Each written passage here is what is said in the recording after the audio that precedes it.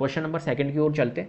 Second है हमारे पास में पूर्णांकों के निम्नलिखित युग्मों के एचसीएफ और एलसीएम ज्ञात करने हैं और इसकी जांच करना है कि दो संख्याओं का गुणनफल जो है वो बराबर होता है एचसीएफ इंटू एलसीएम के। तो पहली बात तो मैं आपको बताना चाहता हूँ कि दो संख्याओं का जो गुणनफल होता है ना, कोई भी दो संख्या है, जैसे कि एक संख्या a है और दूसरी संख्या b है, तो a गुणा b जो होगा वो एलसीएम इंटू एचसीएफ की इक्विवेलेंट होगा, बराबर होगा। ठीक है, तो दो संख्याओं का गुणनफल जो होता है वो एलसीएम इंटू एचसीएफ के बराबर होता है। अब इसको कैसे हम वेरीफाई करना है, देखिए हमें यहाँ पर इसने बोला है कि इसकी आपको जांच करनी है, तो कैसे करेंगे इसकी जांच समझते हैं। देखो यहाँ पर हमारे पास में फर्स्ट पार्ट दिया हुआ है 26 और 91, 26 और 91। ठीक है, इस क्वेश्चन को अपने को सॉल्व करना है। तो पहला काम मैं क्या करूँगा, यहाँ पर 26 का और 91 इन दोनों का मेरे को क्या निकालना है, एलसीएम और एचसीएफ निकाल लेते हैं। एक बार निकाल के देख लेते हैं। तो यहाँ पर 26 का और 91 का सबसे पहले काम, एलसीएम और एचसीएफ निकालने के लिए मेरे को इनके क्या करने होंगे, अभाज्य गुणनखंड निकालने होंगे। तो जैसा मैंने अभी निकाला था वैसे ही हम कर लेते हैं यहाँ पर। तो देखो 26 के अगर मैं करता हूँ तो 26 का कैसे करूँगा, इस तरीके से करूँगा। तो ये 13 बार जा रहा है और फिर 13 अभाज्य संख्या है, तो 26 का जो गुणनखंड निकलेगा वो 2 गुणा 13 निकलेगा। ठीक है, कोई दिक्कत।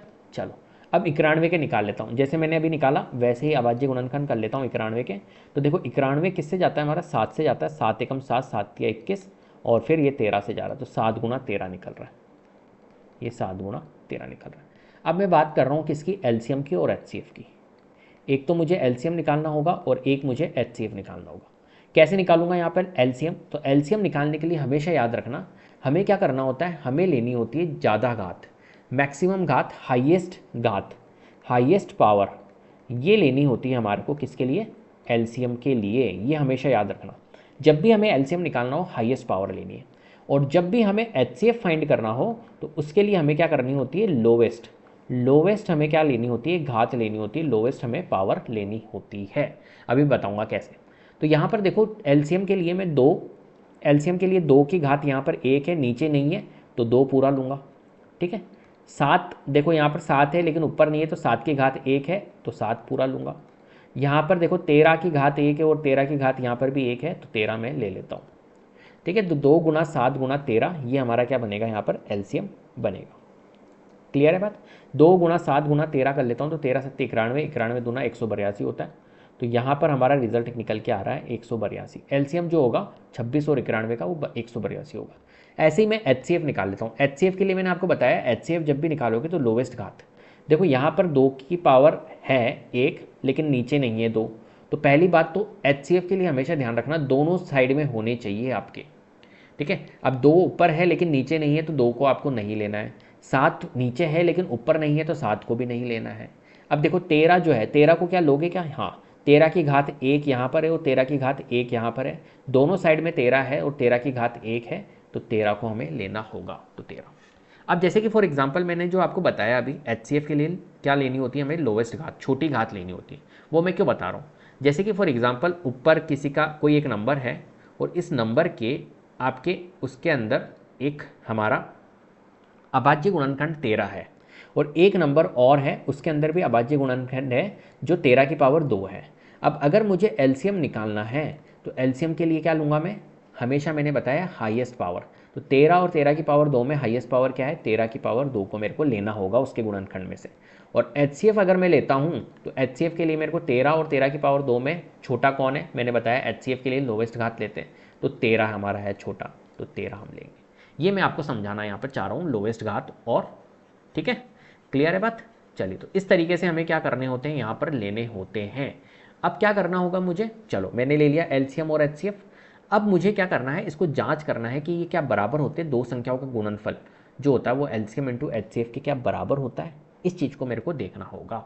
तो यहाँ पर मैं क्या करूँगा, देखो एक संख्या ए है और एक संख्या बी है मान के चलिए, तो ए गुणा बी जो होता है वो एलसीएम इंटू एचसीएफ के बराबर होता है। क्या क्या होता है ऐसा, तो बिल्कुल होता है। देखिए एक संख्या 26 थी और एक 91 थी, तो मैं लिख लेता हूँ 26 गुणा 91 और यहाँ लिख लेता हूँ एलसीएम गुणा एचसीएफ। तो एलसीएम क्या है मेरा 182 और गुणा एचसीएफ क्या है 13।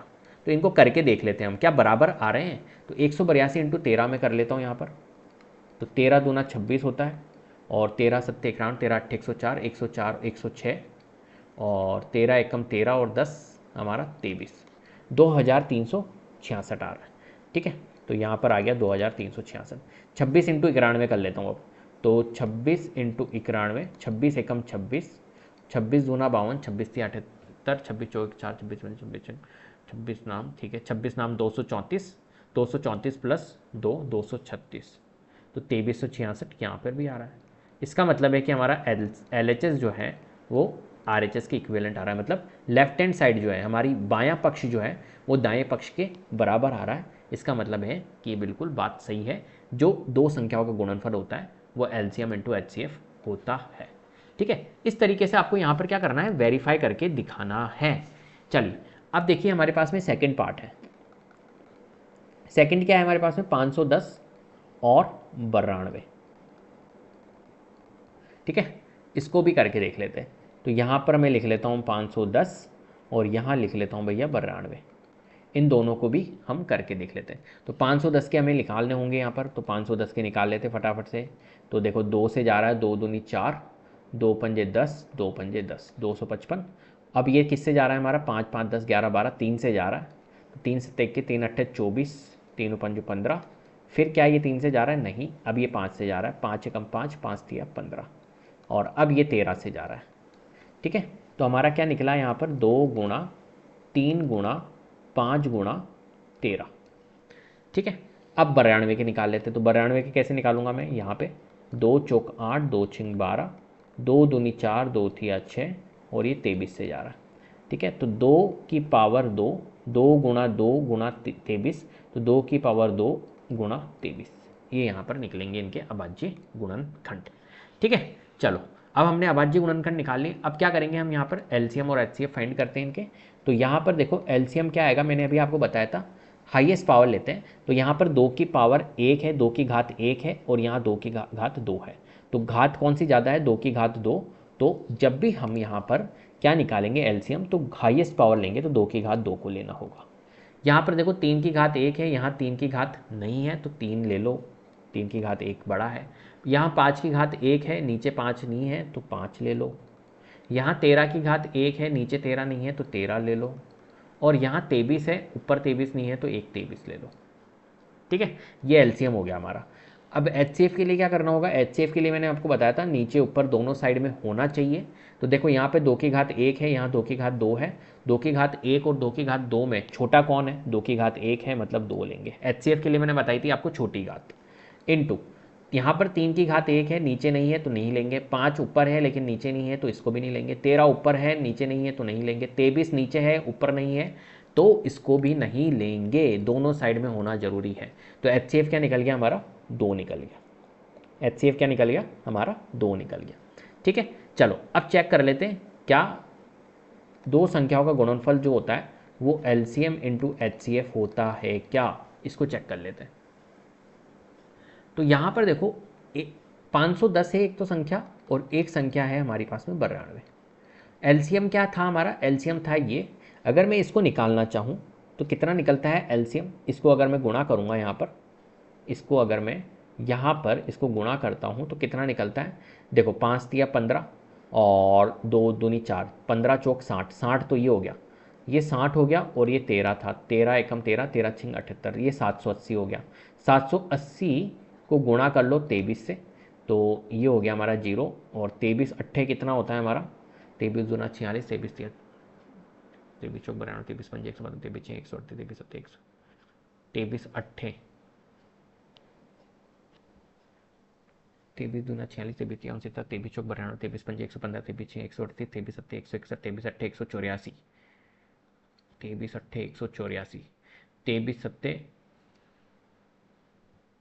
23 तिया 69, 23 चौक 92, 23 पंजे 115, 23 छः 138, 23 सत्ते 161, 161 और 18, 8 9 6 7 179, 17,940 आ रहा है। ठीक है, कितना आ रहा है, 17,940। ठीक है,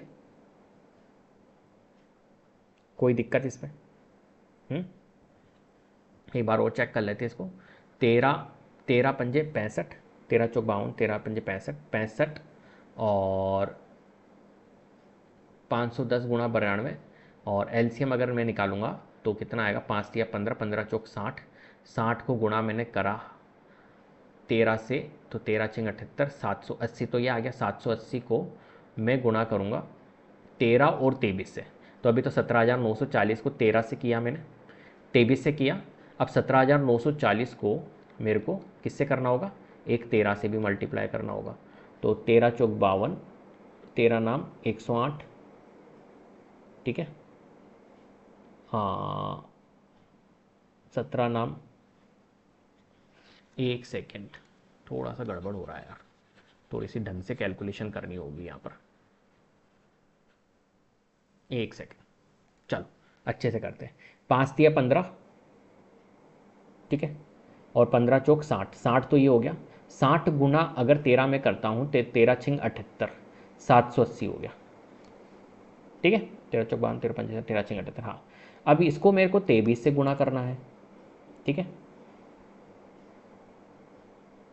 इसको मेरे को 23 से गुणा करना है। 5 गुणा 13,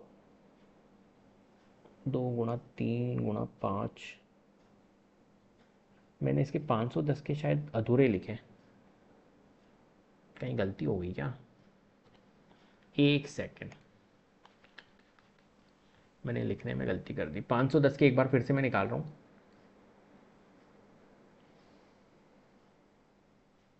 510 का 2 × 3 नहीं, यही निकला था।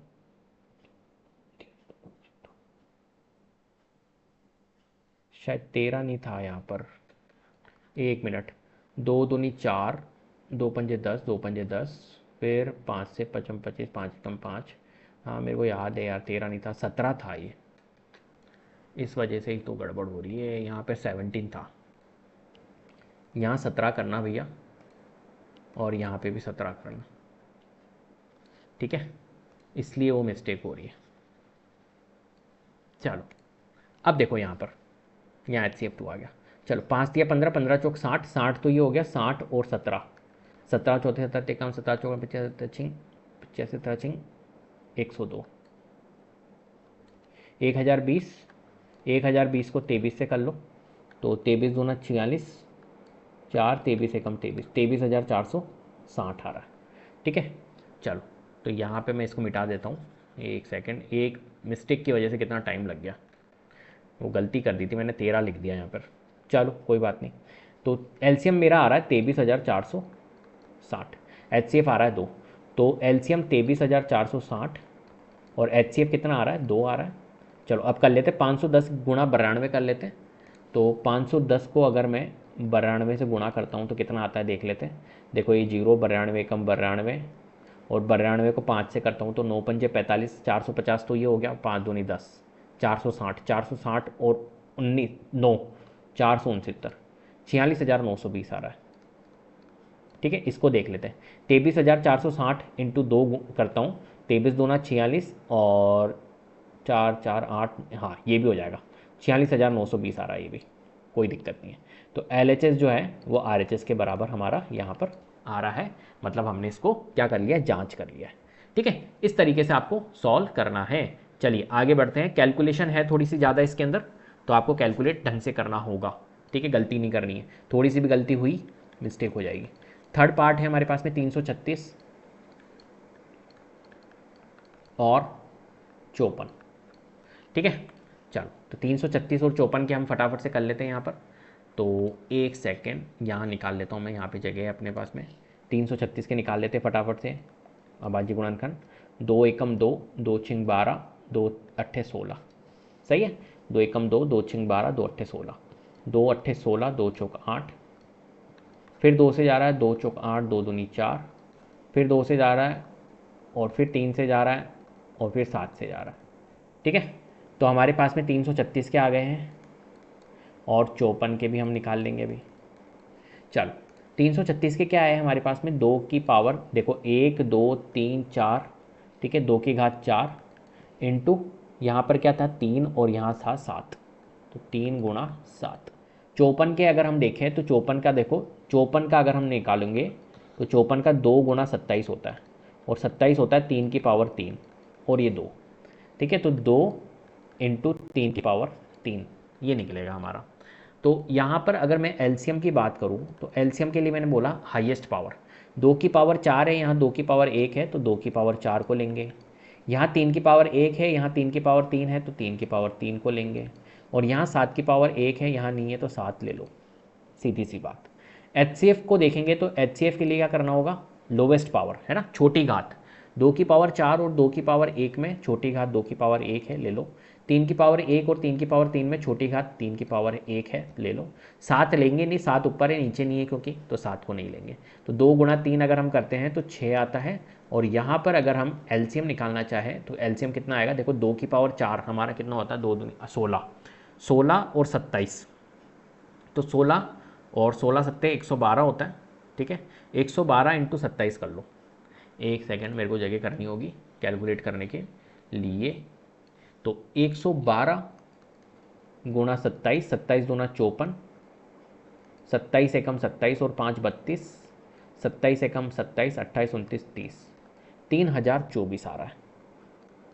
या मैं लिख लेता हूँ 3024, ठीक है, कोई दिक्कत। चलो अब हम देख लेते हैं यहाँ पर एलसीएम ए गुणा बी जो होता है वो क्या एलसीएम गुणा एचसीएफ के इक्विवेलेंट होता है। तो यहाँ पर चेक कर लेते हैं एक बार। तो यहाँ पर देखो मेरा ए गुणा बी 336 एक है नंबर और दूसरा नंबर है 54, और एलसीएम मेरा आया 3024 और एचसीएफ हमारा आया 6। 336 गुणा 54 मुझे करना पड़ेगा, तो यहाँ कर लेते हैं 3024 336 और गुणा 54, तो 6 चौक 24, 4 तिया 12 13 14, 4 तिया 12 और 13, 6 पंजे 30, 3 बचा, 5 तिया 15 16 17 18, 5 तिया 15 और 1 16, तो 4 हो गया 4 हो गया, 8 9 10 11 6 7 8, 18,144, ठीक है। तो 18,144 यहाँ पर आ रहा है, क्लियर है। चलो 3024 इंटू 6 कर लेते हैं और देख लेते हैं बराबर आ रहा है क्या। तो 6 चौक 24 तो ये हो गया, 6 दूनी 12 13 14 ये हो गया, 1 6 तिया 18, 18,144 यहाँ पे भी आ रहा है। तो इसका मतलब है कि हमने यहाँ पर देखा दिया है LHS जो है वो बराबर है RHS के, ठीक है। इस तरीके से आपको